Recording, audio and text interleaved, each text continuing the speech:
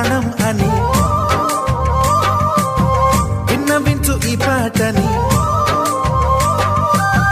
నువ్వు నా ప్రాణమని విన్నవించు ఈ పాటని. ఎక్కడో దూరానున్నా చుక్కలే విన్నా గాని కదిలించలేదా కాస్త కూడా నీ మనసుని. పరదాలు దాటి ఒక్కసారి పలకరించవేమి.